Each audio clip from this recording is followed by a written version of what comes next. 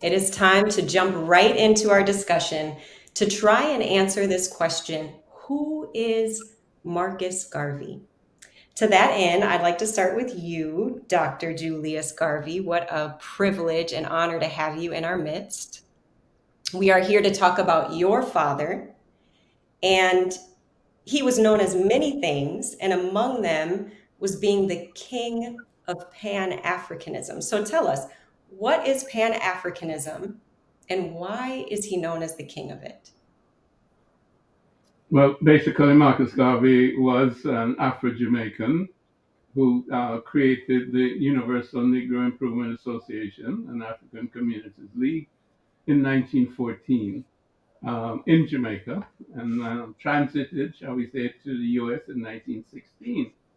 And I would say that he was both an African nationalist, he was an anti-colonial champion, because of course the African world had been colonized in 1884, 1885, and this was post-slavery, which ended in 1838. So the organization represented the hopes and aspirations of, at that time, 400 million African people worldwide. He gave us the concept of us as a universal people with a home base, shall we say, on the African continent that had been colonized and needed to be reclaimed in terms of our sovereignty, not just as African human beings with dignity, but also continental Africa, which was our home and belonged to us and needed to be recaptured, if you will, and shall we say, taken over from the colonizers. So this is basically what his mission was over the period of his life. And that's the foundation of Pan Africanism, meaning that it's the unification of African people. It's their self identity in terms of being the original people, the original human beings on continental Africa with the original civilization, who have been degraded by Europeans in particular in terms of their slavery experience, but whose star again was rising based on his concepts and the unity of African people at that time. So we can call him a Pan Africanist, we can call him an African nationalist, we can call him an anti colonial champion, if you will.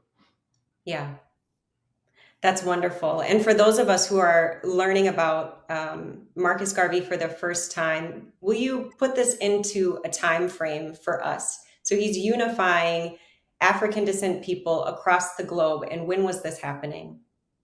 Yes, as we mentioned, the organization was created in 1914, and there was the First World War was 1914 to 1918. So this was an intense period of global change. And of course, I mentioned he came to the United States in 1916. So this was a very, very interesting period when many Africans fought, Africans both in America, or from America, shall we say, or from the Caribbean and from Africa itself, fought in this World War. And supposedly they were fighting for freedom and democracy, when of course their own countries were not free, meaning that they were colonized.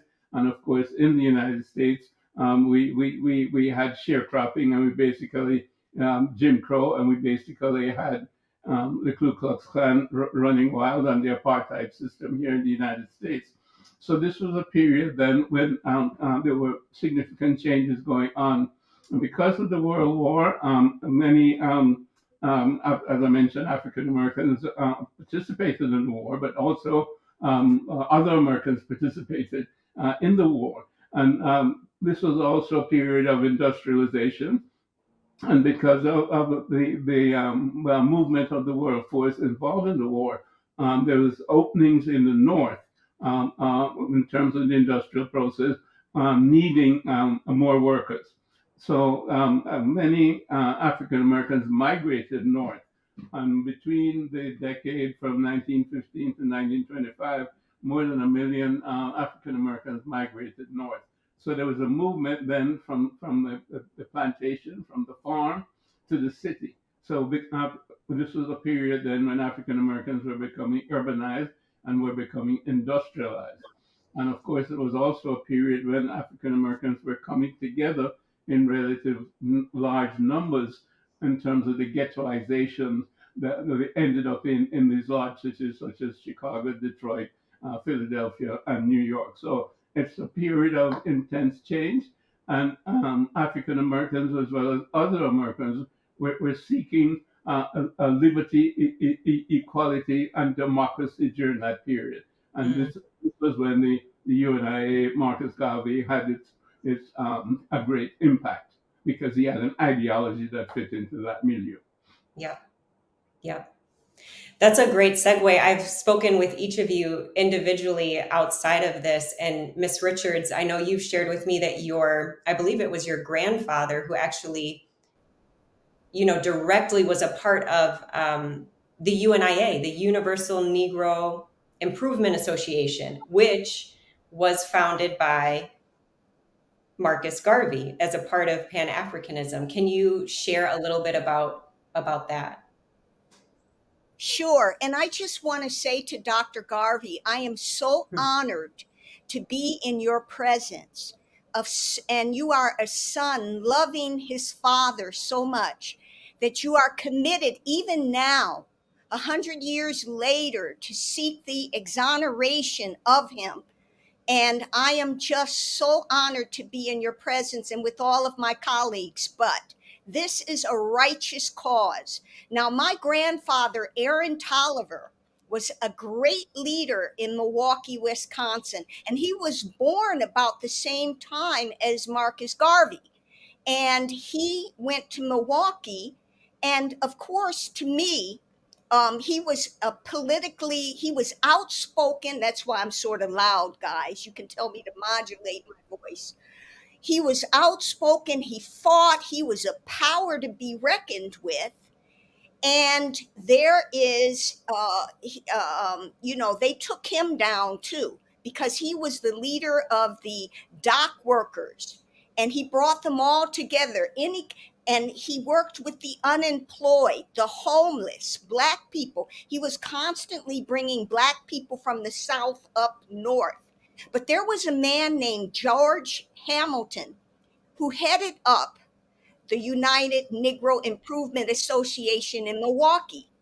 And I was told that Marcus Garvey came into Milwaukee and that my grandfather welcomed him in.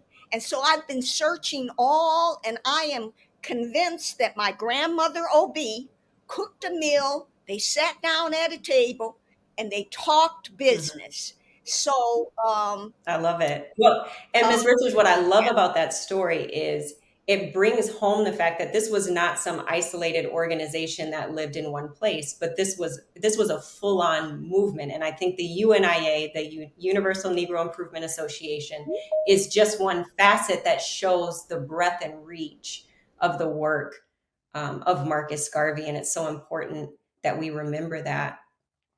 Are there any other thoughts on that before we move on?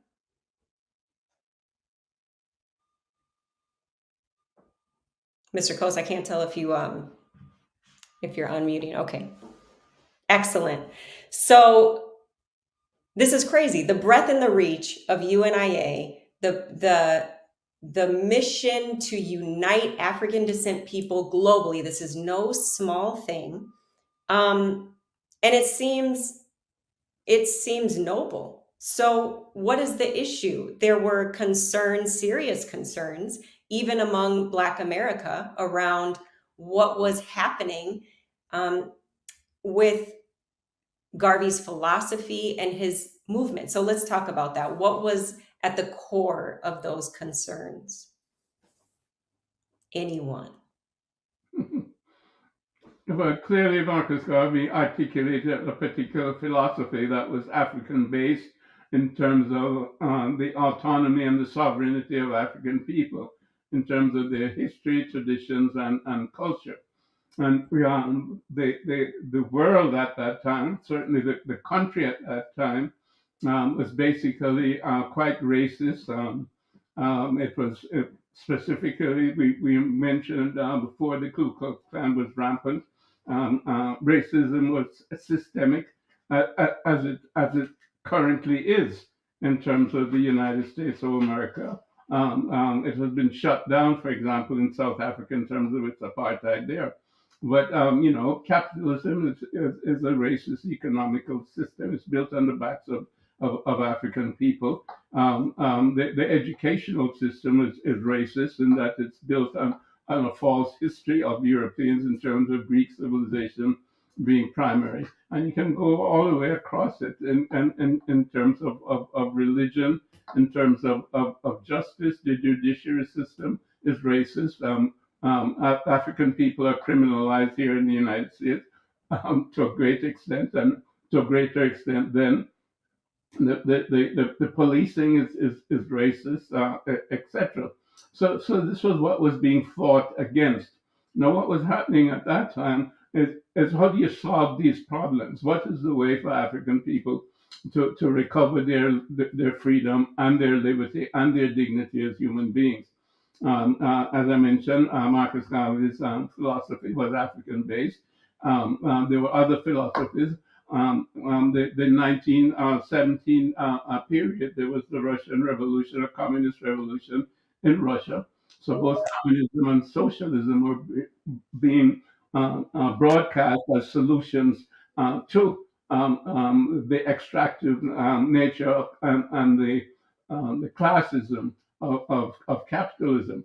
So there were African Americans who favored communism. There was the African Blood Brothers. There were those who favored, shall we say, socialism and you might say the trade union movement, such as Philip Randolph.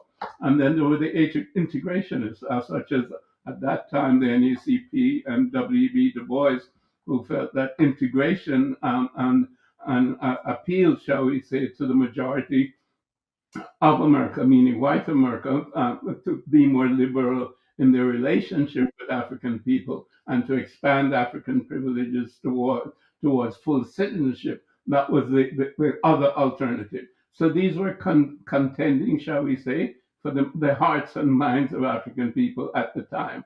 So one group was critical of the other group, shall we say, and that was the milieu. Can I Absolutely. jump in here? Dr. Garvey, as a born and raised Jamaican girl, I just want to say it is my extreme honor to sit here with you and to meet you virtually. And I stand with my colleagues in saying, you're doing an honorable thing, and I'm so grateful and honored to be invited to share space, to of course exonerate the first Jamaican national hero. Having said that, I completely agree with you. The polarization at that time was immense. I got my PhD. I'm a political scientist by training at Howard University. So my focus is on international relations and Black politics. Understanding Black politics at that time with the Talented Ten, the Boys and WNCP, and WNCP, as well as the UNIA, was a polarizing contrast. My dissertation focused on building a nation within a nation. And I talked specifically about what Du Bois was talking about, where we're a country, we're a Black people, and we're living in the United States as a nation. But we have our own way of speaking and communicating and networking, which is very different from the capitalistic, Eurocentric ideology. But we have to adhere to that. To your point, policing, economic disparity, marginalization, and prolific political polarization.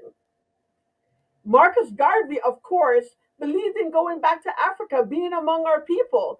Being raised in Jamaica, we know that racism, that type of racism was not there. So it is so enlightening to learn and to see how much of a discord that they had, on economic, disparity, whether it is Pan-Africanism, separatists, integrationists. It is so interesting how that all come together. But we have to look at now that these things are still very relevant today. We're still seeing the separatists and we're still seeing the integrationists, and we still cannot come up as Black people, come up with a way or a movement to help each other.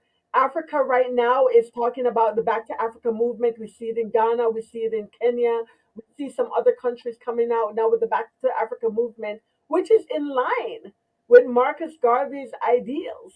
And then we see also the reversal of so much so much policy and politics that the civil rights movement brought forth, like affirmative action. We see women and being marginalized out of our society.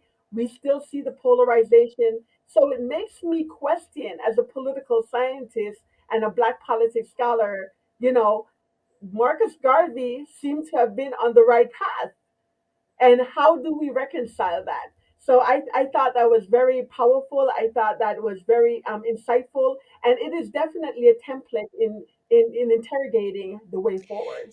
In preparing for this, something that really struck me in themes from the book, Justice for Marcus Garvey, which you edited, Dr. Garvey, and many of you here on this in this discussion contributed to the book. And in the little that I knew of Marcus Garvey, I attributed to the Back to Africa movement. But what I missed in that narrative of learning was how much he organized so that those who chose not to go back to Africa and to stay, he said, all right, so what are you going to do while you're there then? How are you going to mobilize? How are you going to sustain? How are you going to empower? So I didn't know the breadth and reach of UNIA. I didn't know that. Well, talk to me more about what else was happening on the ground within the Black community as a result of this broader Pan-African mobilization that affects the Black community now, that we do hear about in our civic history. We just don't tie it back to Marcus Garvey, other than UNIA. Does that make sense, the question? What thumbprints, what landmarks, what do we still have here that were left for those that decided to stay within Black America? So just can I go? Okay, so I just want to say first of all, Dr. Garvey, like everyone else, has paid tribute. I'm here to pay tribute. Okay, and so my preference is to listen to you and to be in class with you. So I'm just going to throw something out because I want this certainly to be a part of our discussion. I think one of the things we want to look at Marcus Garvey about and never forget is the power of this man to organize globally against a system of global oppression. Come on. So Garvey distinguished himself. It's not that he's the first, he definitely was not the first person of African descent to see the problem confronting Black people to be a global problem. But he became the most prominent advocate of looking at the world that way. So to look at Garvey and to think of Garvey as back to Africa, there's an aspect of that. But Garvey is looking at Africa because he understands he's confronted with a worldwide system, a global system of oppression for Black people. And he comes up to confront that system. And he encourages us to look and confront that system.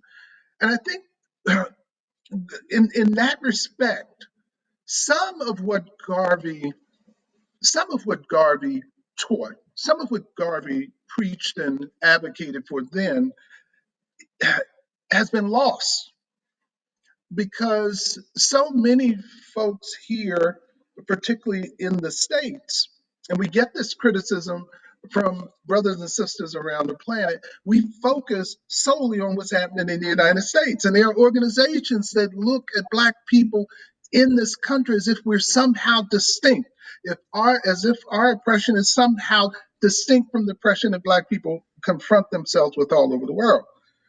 So in that respect, some of Garvey's teachings were lost. And at the same time, even as I say that, Garvey is what gives hope to those of us around the world who do unite, who understand that we're the same people no matter where we were dropped off the boat. If we were dropped off in Cuba, we're the same people. We were dropped off in Jamaica, we're the same people. In Trinidad, if we were dropped off in England, we're the same people. And that's how Garvey saw us. And I just want that to make sure that that is fully embraced in this conversation about Garvey, because it's what I feel gives him his power.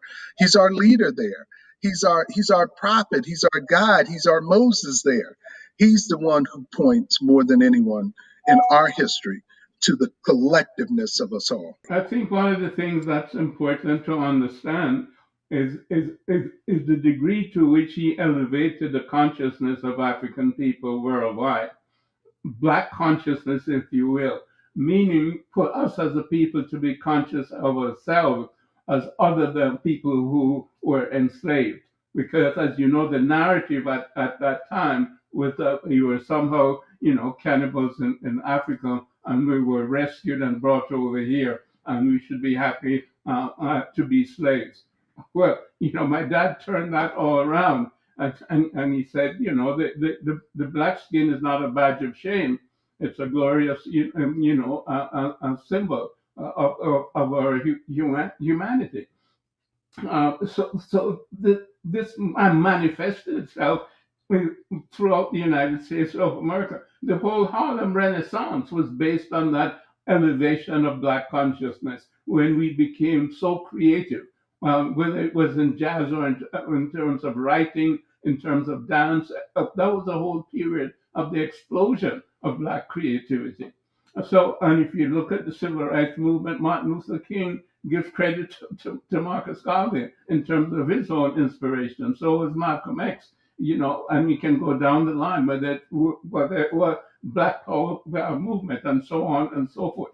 So it was an elevation of consciousness of African people towards their own dignity as human beings, which had been denigrated, we'd been dehumanized, for when he was around for 250, 300 years. Now it continues for 400 years and more.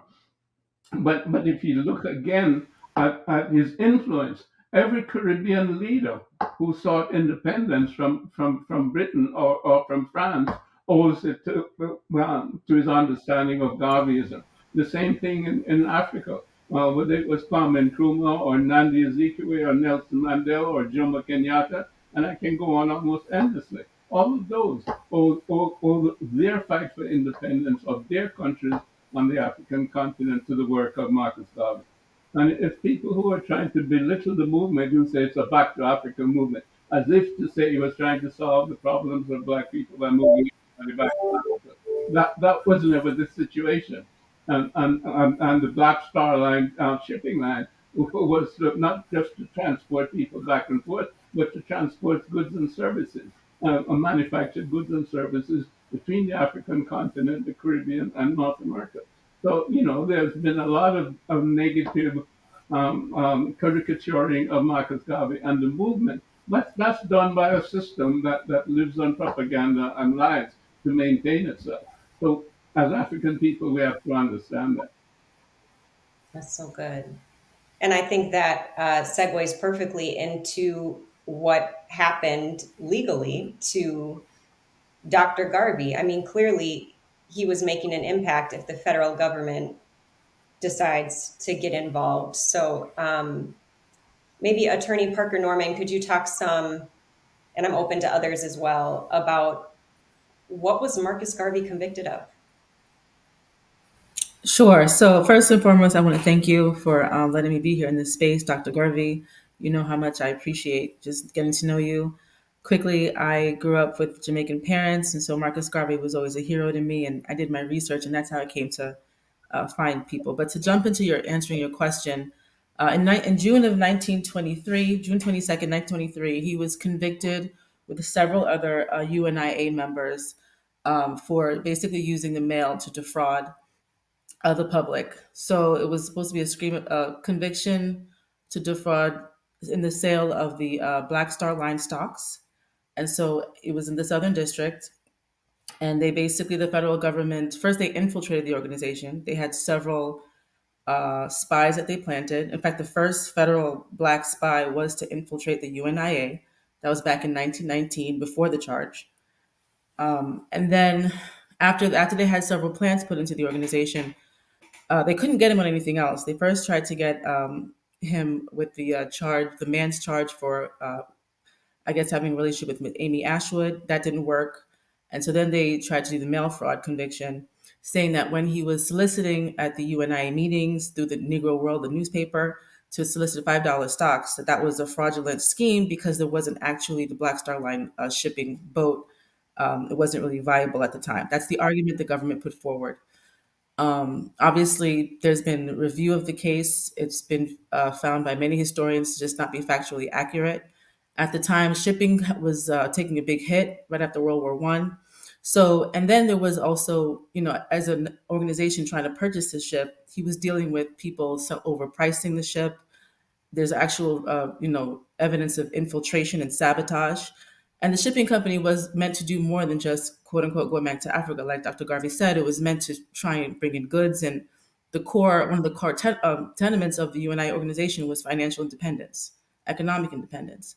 And so among all the different companies that this organization started, not to mention the supermarkets, the doll factories, the Negro World newspaper. I mean, the list goes on and on about the international impact and the different factories, the nurses organization that they were doing at the time, giving Black Americans and Black people around the world independence in their own manufacturing. This idea that they would have their own shipping company and actually able to link, African goods back to America, I guess was, at the time, too scary for the federal government to handle. And so they couldn't get him on any other charge. They charged him and I think three other people, Ellie Garcia, George Tobias, and Orlando Thompson, with the scheme to defraud. First, it was a conspiracy charge in 1922. Then, when they couldn't really show the conspiracy, they just dropped the other defendants and they only charged Marcus Garvey. He appealed, and then in 1925, he had to face a maximum sentence of 5 years for mail fraud. But there was such an uprising at the time from the public, from jurors who came out and said he shouldn't actually do the full sentence. Like 9 of the 12 jurors actually signed petitions to say he shouldn't do the full sentence. And so at that time, President Coolidge commuted his sentence and he was immediately deported. But it just shows that there was really, J. Edgar Hoover at the time was the leader of the FBI. He was placed to kind of infiltrate and take down this organization. It just shows the COINTELPRO with Martin Luther King, all these, the way the FBI has this organization of infiltration and taking down these organizations for civil rights really started that pattern with trying to infiltrate and take out Marcus Garvey because of the impact he was making. Under the guise, initially, the federal government said it was trying to combat the rise of communism in America. And so that's what the official toll was. But it was, if you go through the records, it was littered with, racist tropes and ideas. And the speed of which and the breadth of the organization, I think, was very intimidating. I mean, it had chapters in South America, Central America, Europe, all over the United States. And so as the charismatic leader he was, touring all over the United States, all over the world, having Negro World articles that would talk about what's happening in current events, the fastest way to undermine the organization was to, give him the false charge of mail fraud or, trying to scheme and then deport him as quickly as possible. And so that's basically what the government did. And I'm please expand. I'm just curious, and I researched this, and I'm doing my best to help out. Yeah, I just want to add something to that in terms of the trial itself. The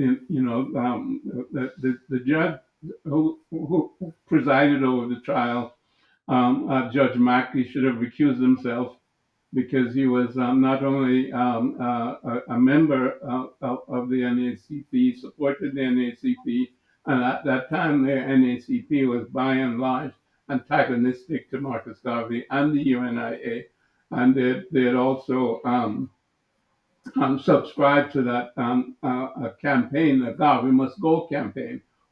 Several prominent members of the NAACP had sent a letter to the Attorney General that Garvey must go and he should be investigated over fraud.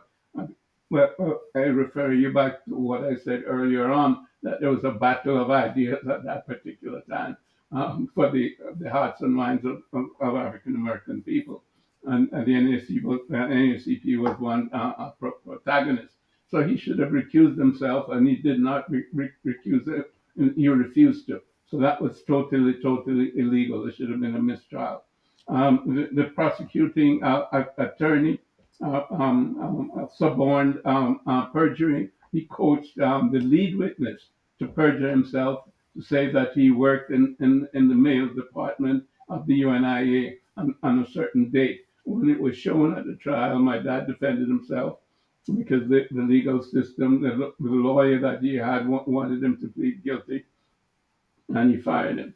Anyway, it was brought out that my dad brought it out that this fellow, a 19-year-old fellow, who was a mail clerk at some point in time, but never worked in the mail department at that particular time when the letter was supposed to have been mailed. Plus the fact, the only thing that was produced in evidence was an empty envelope with nothing in it. And the person who got the envelope could not remember what was in it, could not state what was in the envelope. He was convicted on the basis of an empty envelope that had the UNIA stamp on it on the front and on the back. So it was a UNIA envelope, and that was the evidence used against Marcus Garvey. And he got 5 years in prison and $1,000 fine, which was like the maximum at the time. So clearly, the whole idea was to destroy Marcus Garvey because at that time and up till now, he had an organization that had the largest number of followers, certainly in the diaspora, if not, no, certainly not on the continent, but certainly in the diaspora up to that time. He had in excess of 6 million people as part of the organization in 40 different countries with more than 1,000 branches. So this was a threat to colonialism. It was a threat to the apartheid system here in the United States. And the nature of the trial was purely political to destroy Marcus Garvey, as they did later on with people like Malcolm X and Martin Luther King. So that was the beginning of it, as Safiya mentioned in terms of COINTELPRO. This were the same people that brought down the Panthers and killed them in their homes, etc. I just want to jump in real quick behind Dr. Garvey and Safiya, because I really want us to keep in mind that, again, Garvey's approach was looking at Black people globally. And so, literally, every colonial power that existed in the world had an effort to jail Marcus Garvey and to take him out in some way or the other. The United States ended up with the honor or dishonor of doing just that. But he probably was one of the most watched men in the world, and certainly the most watched Black man in the world, because every colonial power was threatened by Garvey. His his articulation of the unity of our Blackness and the beauty of our Blackness, as Dr. Garvey was saying later, threatened every colonial power. And they would have taken him out. The United States actually took him out. I'd like to jump in here and just talk about. So, we've heard some of the background and what has occurred so far related to the Right Honorable Marcus Messiah Garvey, our very first national hero. Since he was incarcerated and released, there has been an unrelenting outcry to correct the historical record and clear his name. And this has been from individuals, groups, and even organizations. And the one thing we know about this giant is that he clarified for us the question of our identity. And he reminded us that it is grounded in our African roots. Oh, us. That not only Black lives matter, but that our Black lives are valued and indeed treasured and worth living. And of course, you can see that that is a threat to those who don't honor us. So in 2016, Dr. Garvey, Julius Garvey, and his legal team invited the Caribbean American Political Action Committee to help to support the efforts in petitioning the Obama administration for a posthumous pardon for his dad. And we jumped in and said, absolutely yes. Many of you on this call are part of that group who assisted. I wanted to share with you that prior to the Obama administration, though, the requirement for a petition to the president and that mandates that an official response is received from the administration was 5,000 signatures within a 30-day period. Now, at the start of the first Obama term, that number changed from 25,000 signatures, and at the end, it was 100,000. So, what we did with Dr. Garvey's full support and the petitioning board from his legal team was we reached out to the Americas, North America, South America, and the Caribbean. But despite our efforts, we collected less than 40,000 signatures. Now, during the Trump administration, they did not activate the petition portal. And that portal, as you know, was We the People. And that wasn't done until much later in the administration. So during the Biden administration, what we did was instead of just looking at North America, South America, and the Caribbean, we decided to make this truly global because he is a global figure. And so we did 5 continents: Africa, Asia, Europe, North America, and South America.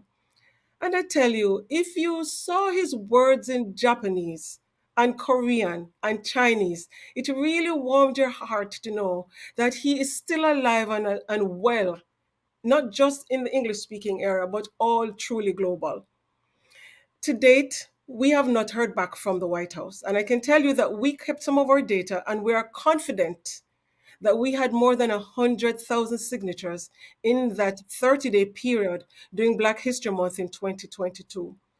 It's important to note that the Garvey pardon process, the group is continuing and has continued to fight for this, not just his exoneration, but his pardon. And we're looking at all hands on deck to make sure that this gets done by the end of the Biden administration. And I want to say to you, I leave you with the words of the Right Honorable Marcus Garvey. He said, "We will not lose courage. We will not lose faith. We will go forward and take advantage of every opportunity.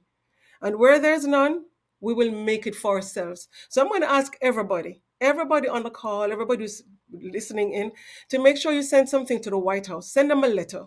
We have continued and we are undaunted and we will not stop until they hear from us. And as Dr. Garvey said, I want my daddy's name to be changed and cleared before I die. And Dr. Garvey, I promise, you know, I've been doing this. We're going to continue working until every ounce of blood drops out of us. We are going to get this done. Right on, Goulda. Yeah, wonderful. Yeah. Dr. Gouda, is there a link? Is there a link Yes. to the portal at the White House that maybe we can share so that people can have Well, access to we're telling that? you to send a letter to the White House because the portal is within a 30-day period. And we have not started another 30-day period. And maybe that's something we want to think about. But right now, we're asking you to send a letter to the White House. Send it to them. Just send it. At the very least, we know that they got our 100 and odd thousand signatures, have not responded. And I'm speaking with Congresswoman Stacey Plaskett from the Virgin Islands. Our governor from Maryland, Westmore, we're sending letters to him. We want everybody to do this. And they must hear from us and they must respond. We're going to insist on it. I just wanted to add on to what Paul Coates talked about, Marcus Garvey's influence worldwide. One of the things is that he emphasized Black unity. He emphasized Black pride. He came before. I remember James Brown saying, "I'm Black and I'm proud." Well, Marcus Garvey was saying that before James Brown, okay? And the fact that we need to be independent and socially, economically sufficient. These are universal directives that he gave to us. But for me personally, the Black pride is what really resonates. I remember my grandfather refusing to let us have white dolls. What do little girls love? They want baby dolls. Well, we could not have white dolls. We had to have Black dolls. Why? Because Black is beautiful. No, I was just gonna say really quick that one of my favorite quotes by Garvey is that they can shackle your hands and your feet and your body, but they can't shackle your mind. So even the phrase from, from emancipate yourself from mental slavery, none but ourselves can free our minds. I feel like even that was, manifested by Marcus Garvey. It's one of my favorite quotes. It really is overwhelming to think of the reach. I can't remember now who said it, but as we've been naming, I mean, we're talking shipping company, newspaper, so across media. I've heard financial industry and banks, doll company. I mean, this was no small thing, and it's just blowing my mind that when I walked around the University of Minnesota campus, so this would have been the largest public university, in Minnesota, but perhaps in the Midwest. And I asked over 20 students if they've heard of the historical figure Marcus Garvey, and each one said no. And I think even more disturbing is when that's happening on our historical Black colleges. So there was another person in history who also was set on carrying the legacy of Dr. Garvey's work forward, and that was his wife, Amy Jackie Garvey. Would you be willing, Dr. Garvey, to talk some about her role in keeping the legacy alive? Certainly. My mother was a very dynamic person, very strong lady in her own right. She was both his disciple as well as his cohort. She met him in New York. She was also from Jamaica, by the way, but she met him in New York at one of the meetings, and she had legal training in Jamaica. She was well educated, and she offered to work for the organization, and she worked initially as a secretary, then they got married later on. But she was very instrumental in organizing the books of the organization.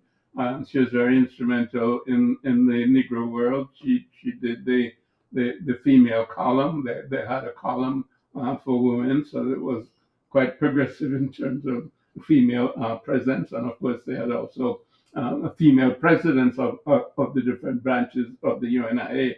So it gave cognizance to the shall we say, the co-workers and the battlefield, shall we say, or the battlefront, with women at the side of men. So she was also quite independent. So they had a lot of discussions about what he was doing and how to do it, etc. And she was, I would say, his intellectual equal in that sense. She also played a significant role in terms of pulling his work together in terms of his speeches as well as the editorials in the Negro world.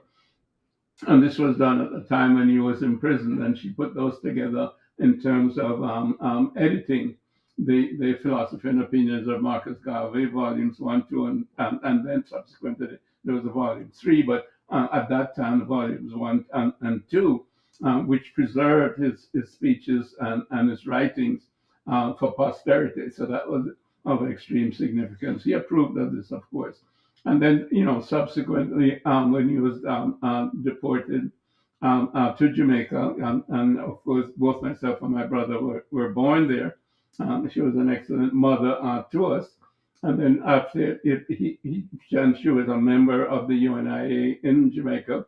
And when he died in 1940, we were back in Jamaica. We'd been in England with him for a while, but because the war was coming up, etc., we went back to Jamaica. And when he died, she carried on significantly the organization from Jamaica, holding different branches of the organization in the United States together. Because, once he was deported, etc., different branches, you might say, wanted to become autonomous in terms of individual leaders here in the U.S. So there was sort of a battle for who was leading the organization. and she was very instrumental in holding several of the branches together. Um, so she contributed significantly. Also, she encouraged many young Pan Africanists, if you will, or students who wanted to know about the Marcus Garvey, wanted to know about the organization from the inside. People like Rupert Lewis, people like Tony Martin, Bobby Hill, etc., and several others who came to her for counsel and for information relative to the inner workings of the organization. And she carried on a significant international correspondence, like, for example, leading up to the 1945 Manchester Conference, she communicated with Kwame Nkrumah, W.B. Du Bois, and several others who were organizing the conference, etc. What's the name from Trinidad? So, she would continue his legacy after his death, and of course, she was significant in raising myself and my brother. My older brother, passed away 2 years ago, but he participated in the organization and was the president general here in the United States for a period around the 1994, etc. So she raised both of us to understand what my father was trying to do in terms of the essence of Garveyism, shall we say. And I think that both of us took that to heart because, as I just mentioned, my brother became President General. And my own proclivity, shall we say, I became a medical doctor, surgeon. That's the direction in which I have gone in terms of my own contribution to my people, per se. But she was a very significant influence to me and my brother, as well as carrying on the legacy of my dad. I think it's so meaningful to think of the role that she played in the midst of how many roles she was holding. Mhm. And it makes me think, I mean, so much of the channel by which she held the legacy was through scholarship and writing, and the curation of his ideas in the written word. Dr. Sekai, I don't mean to put you too much on the spot, but could you talk some about the power of scholarship and preservation of works, and perhaps Mr. Coates too, because of Black Classic Press and what you do there curating works, but between the two of you, the importance of that kind of curation and activism. Absolutely, and thank you so much. I wanted to say that, though I knew that he was married and, your mom, mothered two beautiful children, I was awed and impressed by all that I have learning about her in preparation for this. Like, I did not know about her multiple writings and her activism and the three books that she edited for Marcus Garvey. I did not know that she was publisher. I mean, I was just so impressed with her. And I know, being a Jamaican woman and also in publishing now, I can see and hold my head just a little bit higher, in honor of the legacy that she's left. In addition to, of course, publishing and curating and archiving work, because publishing and recording history is really archivist. We have to hold those things true so that the truth can be told. Safiya and Dr. Downer could not do their work if we did not have somebody chronicling the history of everything that she has done. You talked about, her, of course, going in and getting the books together, reconciling the books, making sure that we can have the documentation. That type of archiving work is so powerful and instrumental, not just today, but also as well back then what she was doing. She has influenced prolific scholars, of course, Bell Hooks, Assata Shakur, Winnie Mandela, Angela Davis. Her inspiration and her legacy has gone on forever. So I am totally impressed and in awe of the work that she did. And you're right. I mean, she wore so many hats as a mom, having her husband imprisoned, being able to raise two strong young men who are now carrying on the legacy, and in continuing to influence so many of us, the next generation, to carry on the work. She was indeed a phenomenal woman and a legacy and a powerhouse within our own. And I will pass it to Paul, to my big brother, Paul. So I know our time is short, and how much time do we have? Because what I have to say, I'll turn it over to Dr. Garvey if we don't have that much time. Okay, sure. So I'll try this really quick. We do publish. We probably publish more Marcus books on Marcus Garvey than any other publisher at this point, because we acquired, after Tony Martin's death, the wonderful library of Garvey books that he researched and put together and wrote. It's so important that the work of Amy Garvey be preserved, and it's very important that the work of Marcus Garvey be preserved. And I think on the one hand, there's the preservation of the work, there's the publication of the work, but there's also a responsibility and an acknowledgement of the importance of that work that's been done by Black booksellers. So I'm bringing this back to the booksellers that are booksellers and book people who are in this collection that you've published at Broadleaf. The wonderful thing in working with people to gather their opinions of Marcus Garvey to the person, whether it was man, whether it was woman, who contributed, they all acknowledged when and how they were influenced by Marcus Garvey. Imagine a network of conscious booksellers across this country owing their consciousness to what we've talked about today, the Blackness that we've talked about, the unity of African people. And these are the people who are responsible for curating books. That's not every bookseller, but it was enough booksellers that we could participate with Dr. Downer and bring together people in the community to participate in the exoneration effort of Marcus Garvey. It is important that we hold up, that we celebrate our own. And the way that that's done in our lifetime is preserving, publishing, and making known their words through books. I'm a child of Marcus Garvey. I'm a child. And I just want to add that the person who did the introduction on this book, the man of the hour, who's not on this call, Mr. Ta-Nehisi Coates, is also a child of Marcus Garvey. He cut his teeth on Marcus Garvey and did his first academic paper, his first academic paper in dramatic reading, I will say, on Marcus Garvey and one of Marcus Garvey's letters. So look, I thank you. I'm grateful for being on the call. Dr. Garvey, as everyone else has acknowledged you, thank you so much for all that you've done to hold up your father, your mother, and our legacy and the history that they conducted and conveyed on to us. So thank you for extending that. Yes, absolutely. I think the gratitude, I can feel it through the screen that the gratitude is thick. And I know that this conversation needs to continue on even beyond the roundtable. So for all those that are registered, we will be sending a follow-up email. And in that email are two really important things. There's several things in there, but I want to call out two.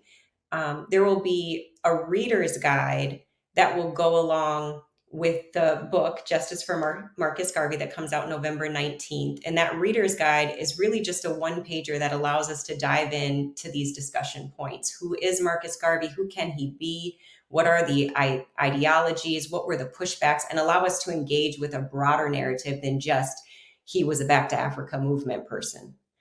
The other resource is tying to what Mr. Coates said, that there's books on Garvey carried on not just by Amy Jackie Garvey, but several others, and they can be found at African American Literature Book Club, through Black Classic Press. Several of our indie booksellers are selling them. So we've rounded up these resources for people to find. And